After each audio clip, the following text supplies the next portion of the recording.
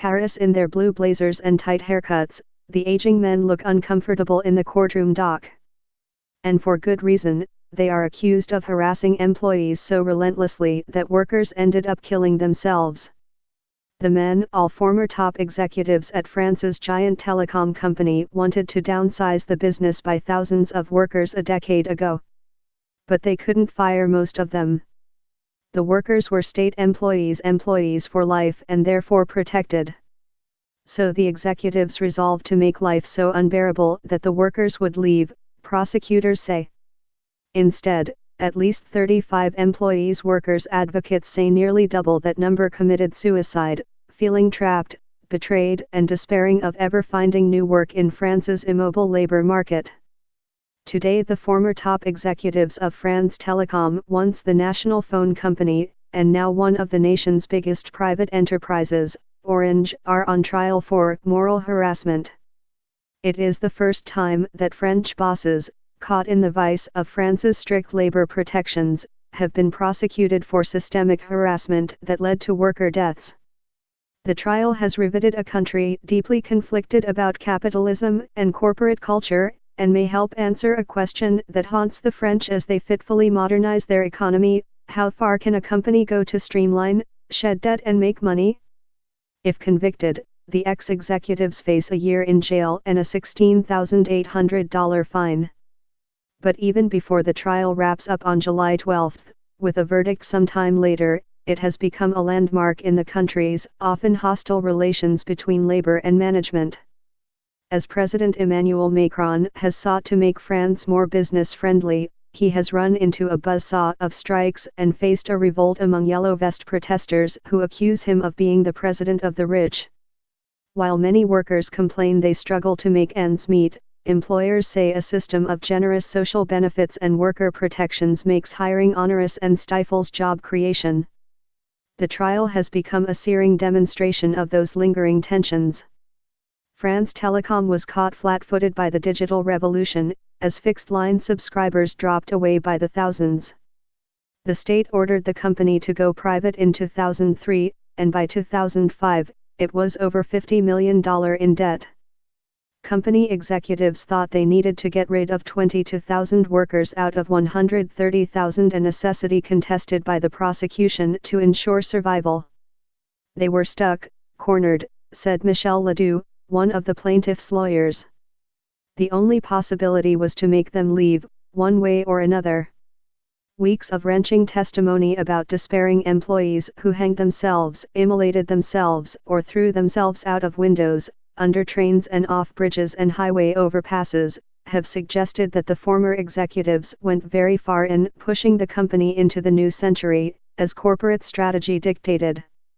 The executives include Didier Lombard, the former chief executive officer, Louis Pierre Wains, his number two, Olivier Barbarat, the former head of human resources, and 4 others.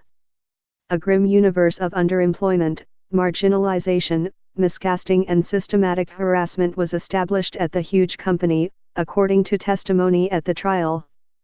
The executives sought the destabilization of the workers, prosecutor François Bénizek said in her summing up on Friday.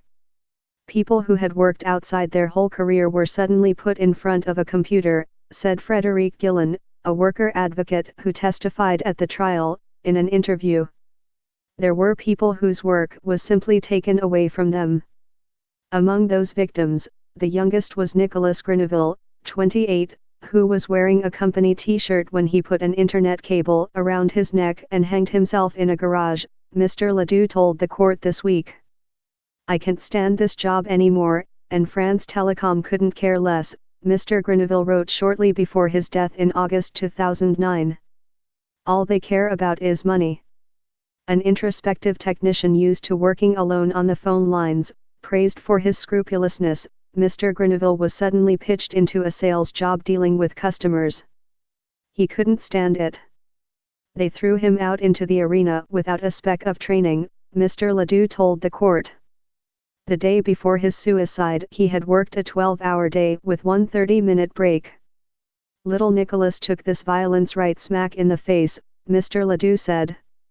Camille Baudevet, 48, had been a planner at the company when suddenly his job description began to shift. He threw himself off a bridge in Brittany in 2009.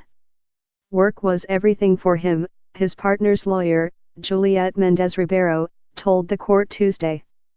"You killed my father. Why?" asked Noemi Laverduz last week, turning to the defendants, in one of the trial's most widely reported moments.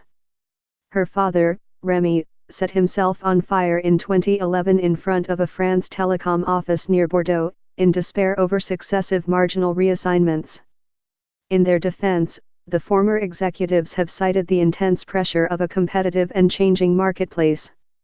"The company was going under and it didn't even know it," Mr. Lombard, the ex-chief executive, testified. "We could have gone about it much more gently if we hadn't had the competition banging on our door." Unfortunately for Mr. Lombard, he was recorded saying in 2007 that he would reach the quota of layoffs one way or another, by the window or by the door.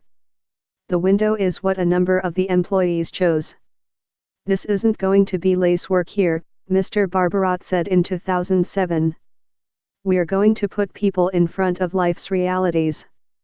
To the mounting signs of distress, management turned a deaf ear, testimony at the trial suggested. Noel Berti, a sociologist who worked with the employees during the suicide wave and testified at the trial, said in an interview that it was a process of humiliation. "You were put in an office, underground," Ms. Berti said. "There was one guy who was literally kicked out of his office. He didn't understand." The suicides and testimony made clear that France's chronically high unemployment rate had left many of the workers feeling especially vulnerable. Before, when there was full employment, if you were unhappy at work, you could tell your boss to go to hell, Ms. Gillen said.